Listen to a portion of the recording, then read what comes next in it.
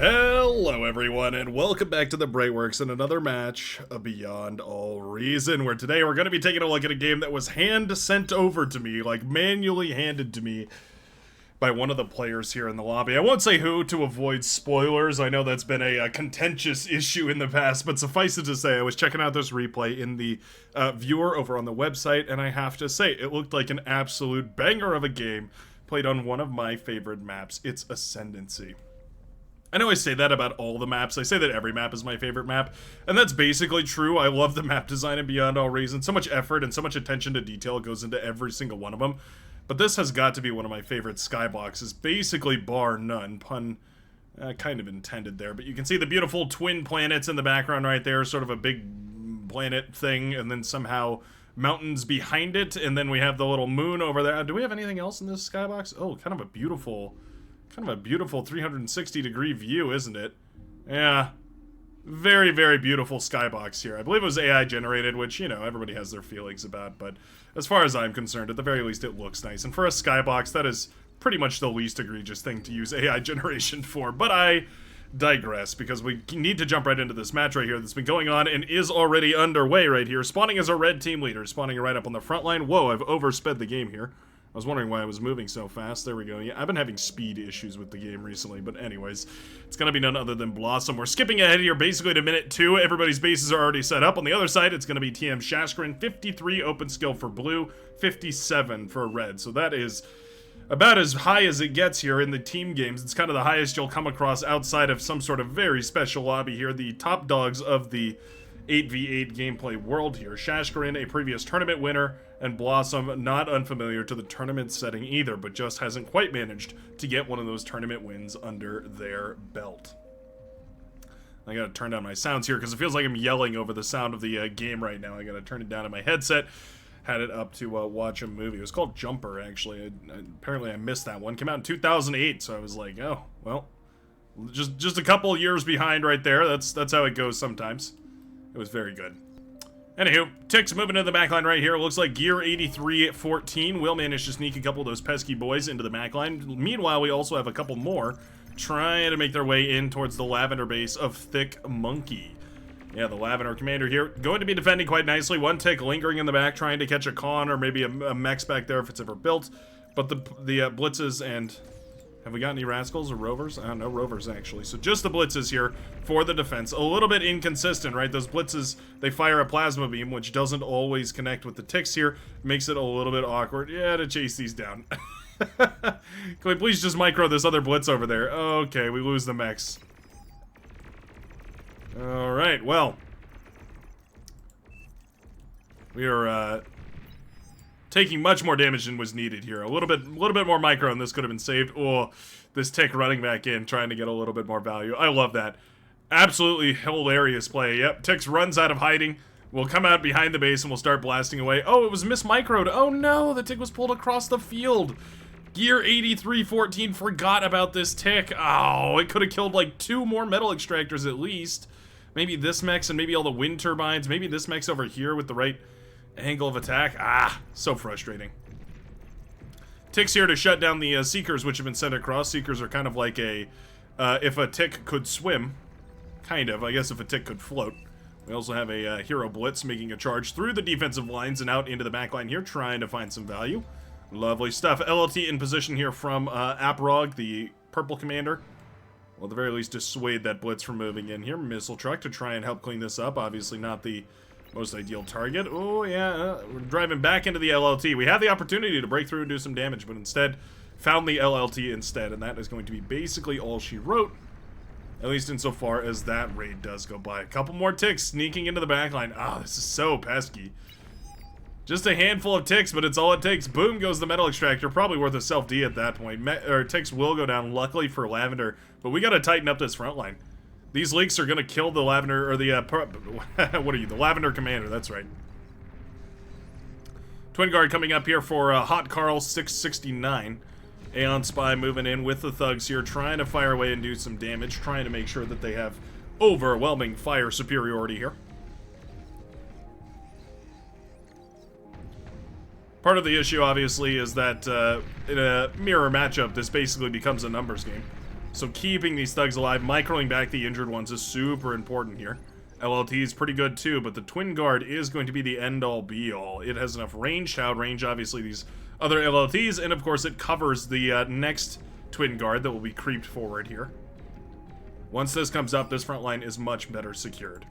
Wouldn't mind seeing an HLT at this point. You can also just go for that. HLT on the high ground just to blast away at all of these. It's about 4 times as expensive as an LLT.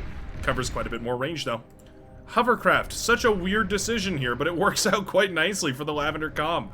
Yeah, I mean, these hovers can just continually harass away at the base over here. We've gone for a forward lab as well, which is even more awkward.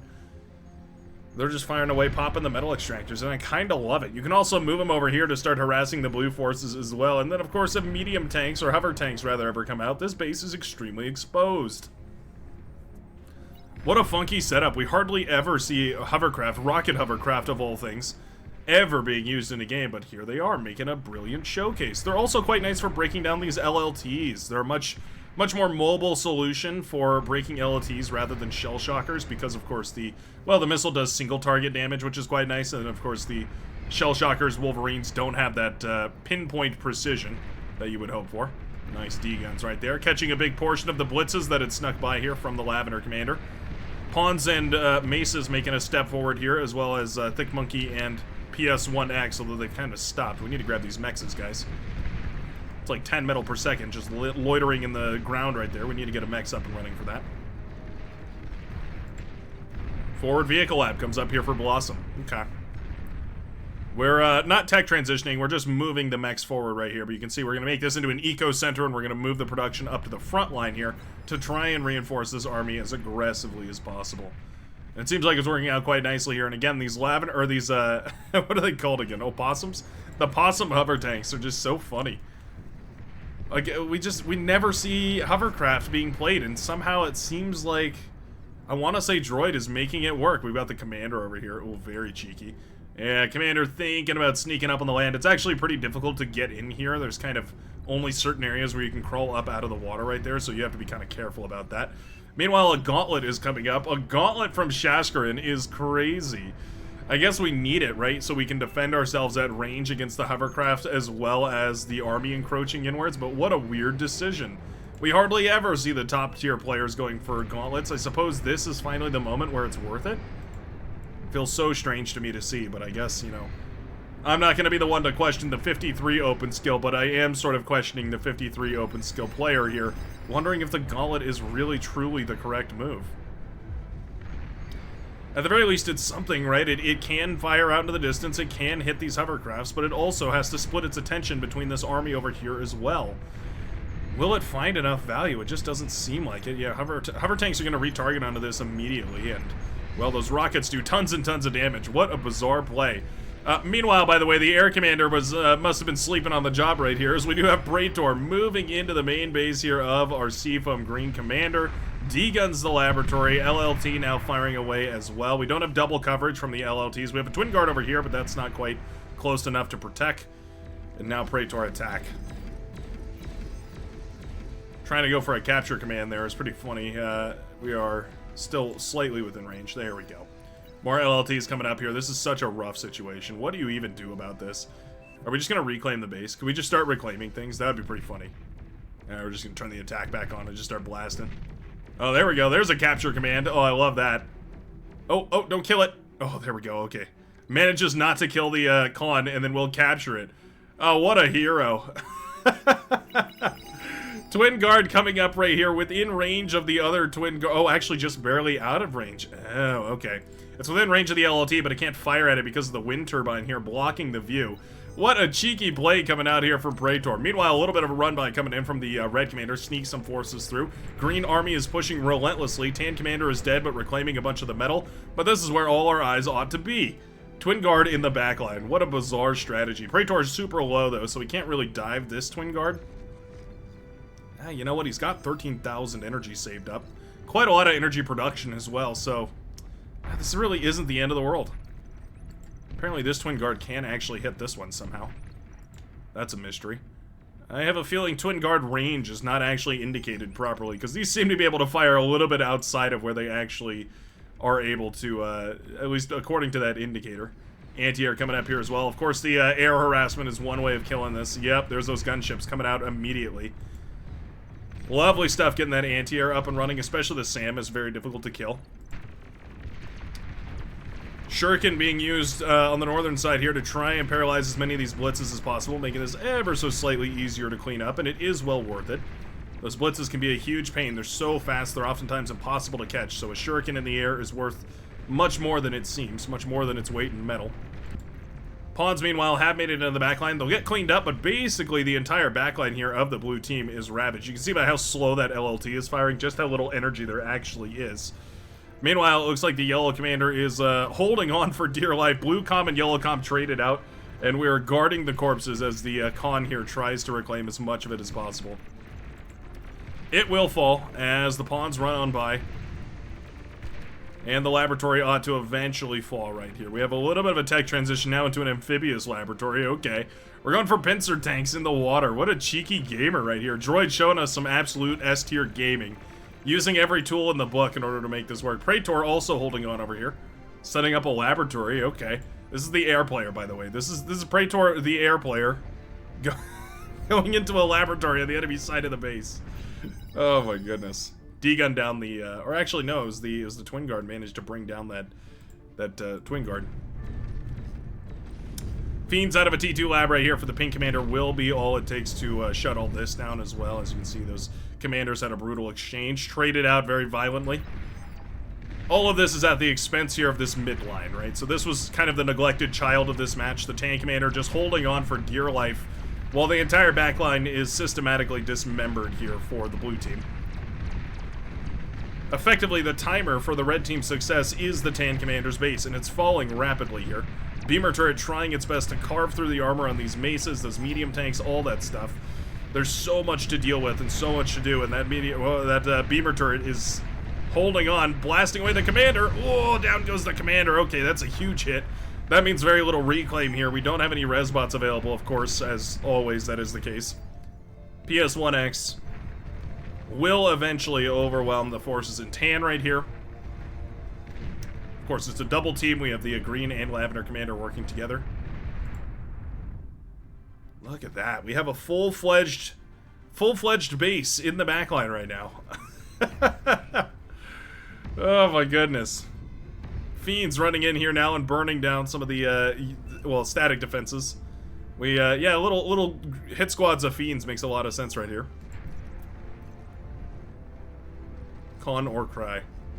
Emotional blackmail for a constructor is quite funny. Well worth it though. Those T2 constructors, of course, starting up that T2 economy, going to be super valuable right here. We're going for an air lab, interestingly enough. Yellow commander eating up this amphibious laboratory, I suppose. Trying to use the pincer to the best of their abilities, but there's not a lot you can achieve with them at this point. Once you're well into T2, you know, those pincers, they can't really do all too much. One AA bot not really going to save the day here. The Air Forces, by the way, way up north to try and defend this base. Trying to hold on to the advantage that we have on the northern side, but it means that we're losing ground on the southern side now. Those little hero AA bots, the heroes that could.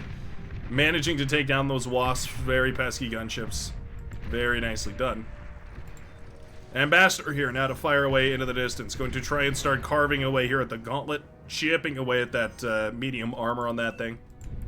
Fiends also making their way around. Continuing to blast down these statics and the metal extractors, all kinds of stuff. Only 2 missiles from an ambassador to kill a gauntlet. Wow. We don't have a repair on that quite yet. No repair on the gauntlet means it will go down here. Oh, 0% HP. Yep, nice reclaim right there. Solid reclaim from the blue commander. Looks like it won't really matter, though. The entire frontline laboratory is destroyed by a whole bunch of fiends. Looks like we self-destructed this to deny the metal to the enemy, but that leaves us with practically nothing. T2 economy was never started up here. The southern side is falling rapidly. Praetor needs to get a move on. We don't really have the luxury of waiting around all day. The Pink Commander now needs to flex downwards to save where the Tank Commander once was. We are moving cons into this spot, so that's very nicely done. But oh my goodness, that is a cleanup and a half right here. Looks like Gear 8314 is stuck in the game, so we might be able to share some units and lighten the burden here now on the Pink Commander's hands. We do have one con left and available here for the tank commander. Sheldon firing away now at sprinters that have been paralyzed. Nicely done. Again, the Shuriken continuing to find value. That is their superpower. This one transport keeps bugging me. I keep seeing it on the map. Somebody should do something about that. Maces and Pawns now moving into the back line here. We do have a handful of Centurion that were spammed out at the very last second, so that's quite nice. Actually, more than enough here to deflect this Pawn attack, which can't really do anything against the Centurions. Likewise for those Thugs, actually, they're basically countered. They're basically hard countered by the Centurion. Pincer get killed. I mean, that's a valid use for the Pawns, I guess. There's not much better you can do with them.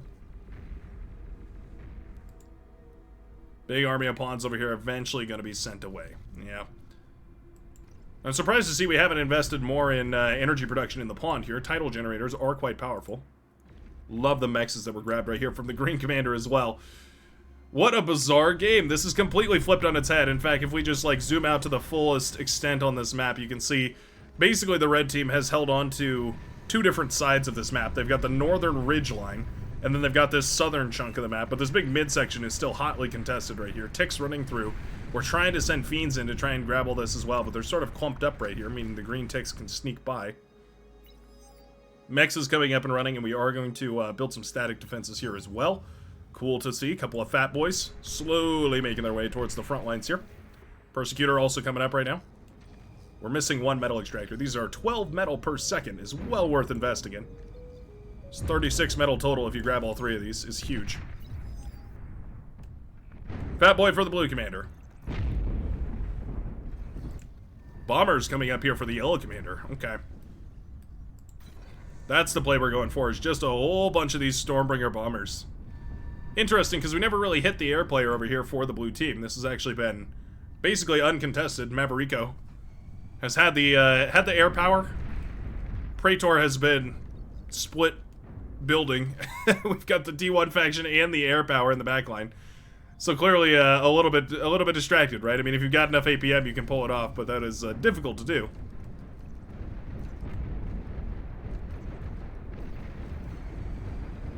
Gunships making extremely short work of all this. We have the fighters sweeping in, though. This will be the first time that the Cyan Commander notices the fighters in yellow. Maverico, will we respond? Or are we just going to sack these gunships? Looks like we're sacking the gunships. We're actually sending two more to their death. Ah, no, we're going to pull them back. Okay, nicely done.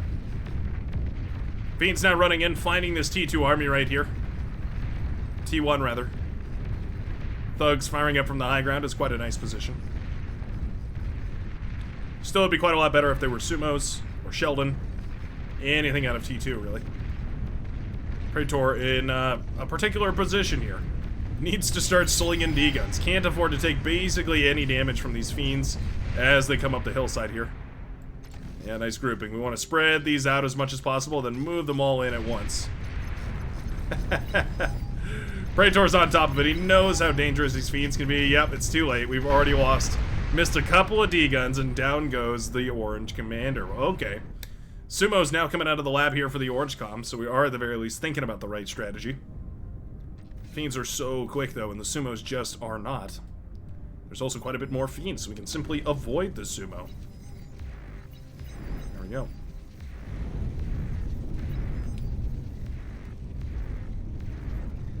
One by one, the Sumo will whittle these Fiends to death. They've been abandoned here, so the Sumo will find its value. And now a second one has managed to make its way out of the laboratory here. So I think this is actually all well and good. Fat Boy is going to be a little bit tricky as well. Gunships overhead. Oh no. Gunships overhead the Pink Commander's base are going to take down the build power. Or at least they should. E-converters, there we go. Pop and take out all the build power. Wind turbines falling here as well, costing a whole bunch of energy production. Big old push on the southern side, assisting this Fat Boy. Starlight's coming out the lab here and trying to fire away as much as they can as well.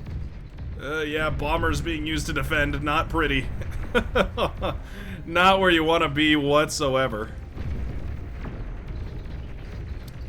Love the Starlights here. Those are definitely the right tool for the job. They do just barely manage to kill that Fat Boy. One more grunt. Looks like the bombers will take care of it. Okay. Now, it looks like we lost quite a significant number of the bombers here. I only count 2. Not sure if we have the Banishers to blame for that or if there was some other calamity, but otherwise, Oh, heavy bombers coming overhead, though. It was a sneak attack, a diversion, if you will, to pull the fighters away. Heavy bombers dropping their payload. Oh, they don't connect with the fusion, though. There's a nuke back here as well, by the way. Oh, one more bomber drops its payload. Boom, go the fusions and chain reacting into the nuclear missile launcher as well. 4, 8, plus another 9,000 metal. That's 17,000 metal down the drain for Cyan Maverico. That is a heartbreaker and a half. Demons now making their way out of the T3 lab here for the Beam Commander. Backwards facing T3 lab. We have the anti-nuke started up, but we did kill the nuke, so all is well and good in Red World. Fat Boy's still trying to fire away here. Persecutor, also quite nice for reaching out and doing damage. We have fighters on the front line here. Trying to assist the air player because, yeah, Maverico's going to be recovering for a little while. Has a, has no constructors, actually. No cons to rebuild with. That is tough. Need some res bots or some E-conversion or something. Torpedo launcher coming up here to kill these, metal extractors is a little bit overkill. But it's not like there's really a better option. Tumbleweeds might be a good option. 65 metal, 5,800 energy. Might cost just about as much. It's about half the cost of one of these torpedo launchers. Fat Boys have successfully repelled the T2 advance here from the Orange Cup. Propraetor needs to start getting that T2 eco skilling. We've got loads of wind turbines back here, but it's just not going to cut it at this point. We need more energy production. Chucking down a couple of advanced solar panels back here, getting a T2 lab and T2 mexes up and running. All these things that need to happen, right, to stay efficient in this game, and it just isn't happening quite yet. The blue team has the metal and energy production advantage. Aphis actually starting up here for Lime Green. That's Lord Dot. Twin guards coming up right here for the Lime Green front line. Well, actually already up and running. The Fat Boys well incorporated there. Is it an EMP bomber? Oh no, it's just a regular bomber. Two of those regular Stormbringer bombers. They must have been the remnants. The remnants of a time long past. T2 Mex is finally coming up here for Droid. We're so far behind the curve here. Oh, Starlight's forced into retreat is rough. Self-destruct, maybe? Might be worth it. What do you even do? They're just so wimpy on their own.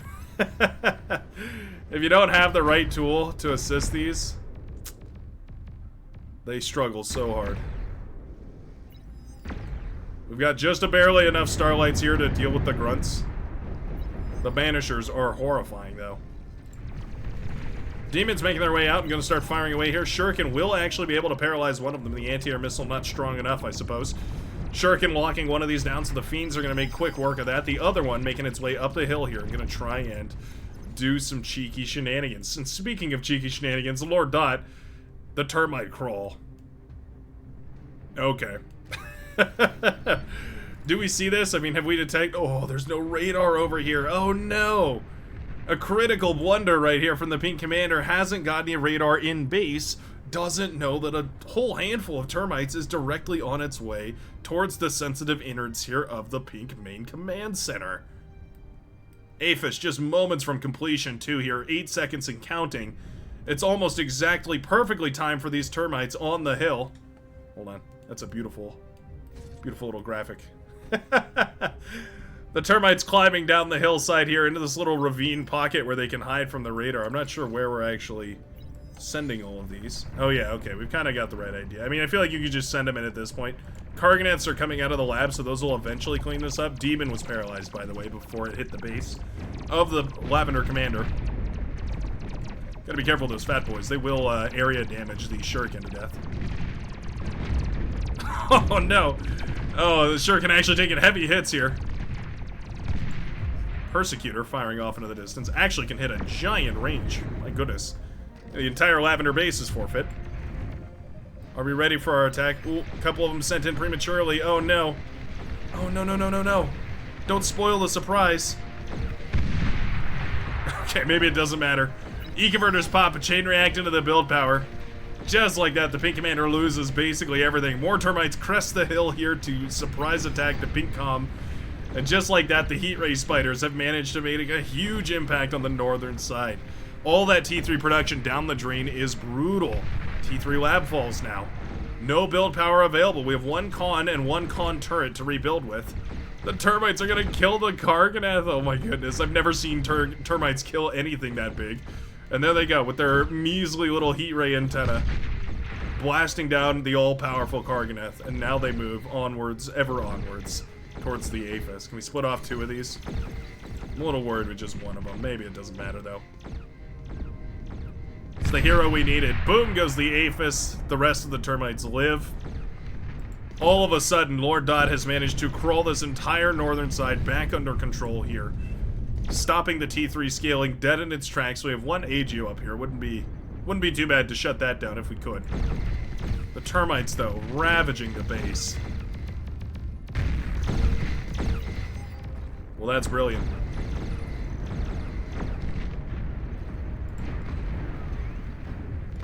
Mammoth holding on in the midsection here. That's sort of their purpose. They hold. Giant enormous sharpshooter army, by the way. Pulsar's also up and running.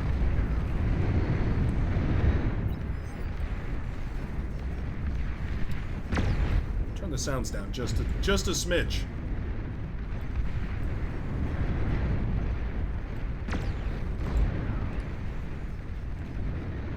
Sharpshooter welder, one of my favorite wombo combos in the game. Super, super impossible to shut down. Because the sharpshooters will virtually guaranteed kill something every time they fire, it means that even if you have a decent counter to these, odds are the first round of sharpshooters will kill it. And if you have any more than that, any other sharpshooters after that, they will shut down one by one reinforcements, basically immediately. We need a slightly better spread on these, though. We need to spread them out so they can all fire at the same time. HLT should be the next big target here, but we're a little bit behind. Need to step forward. Termites continuing to fire away. They made it down the hill and are now blasting everything away there. Sharpshooters. Just one step forward, please. Oh, there we go. There we go. Okay, HLT goes down. Suddenly, this is looking quite a bit worse.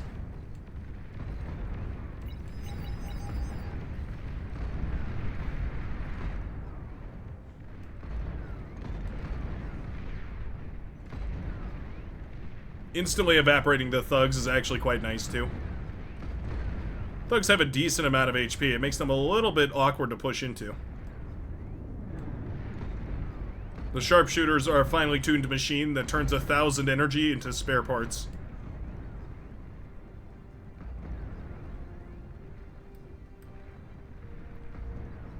This is wonderful, wonderful pushing. Welder reinforcements coming in as well. You don't really need to resupply on sharpshooters too often. Like, once you hit critical mass, you can just build welders. Put them out in front and you're going to do fantastically. Gunships once more making it into the backline here.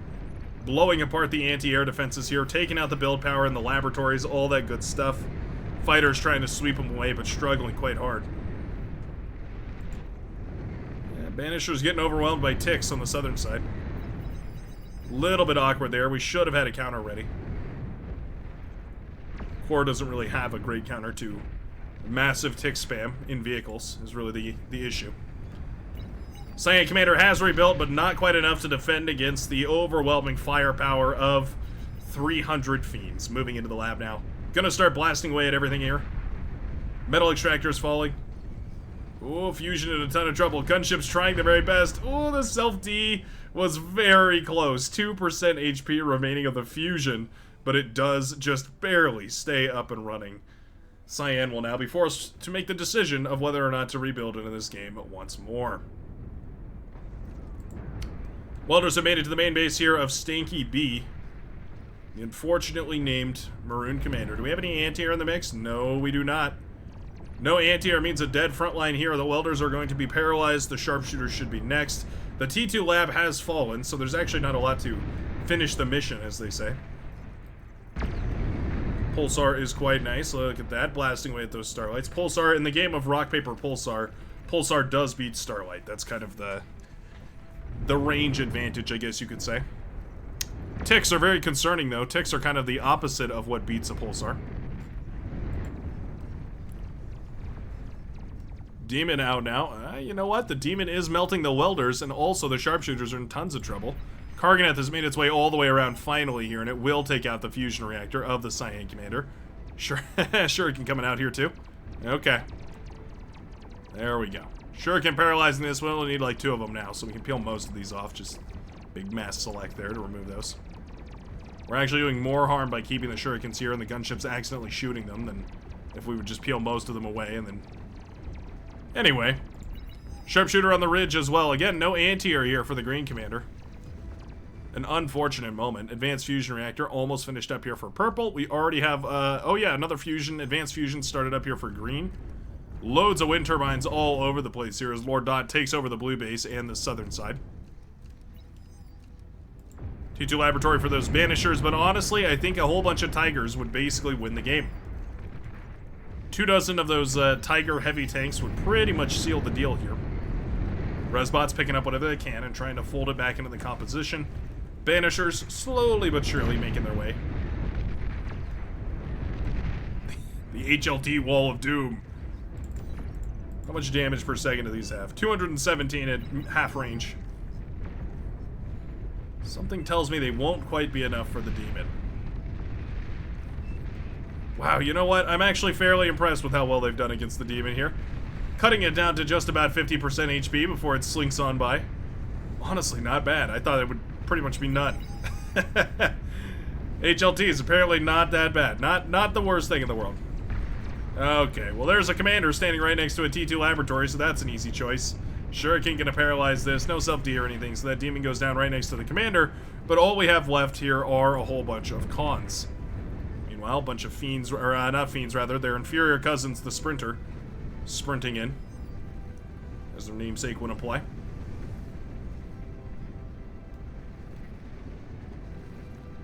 You know what? We still managed to find some value here. Stanky B is the last remaining commander here for the red team. Tan has rebuilt quite nicely on the northern side, by the way. Very cool to see. Another big sharpshooter ball is built up. We need more anti-air folded in this time. We want to go for another push. Banisher Tick, a relentless combo. One of extreme precision and unrelenting damage. Just need to move a smidge forward. There we go. Okay, sharpshooters actually going to be the ones to take down the T2 lab right here for yellow on the southern side. Bombers have been built up once again, or at least attempted to build up over once again. We're at 5 now instead of 2. Very impressive stuff. Banisher's making very short work of the anti-nuke as well as basically everything else. Anti-air, yeah, folded in the mix here.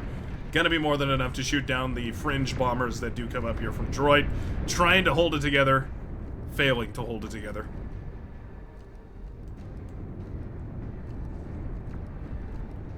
The blue team, despite being hit hard and early, have managed to claw their way back into this.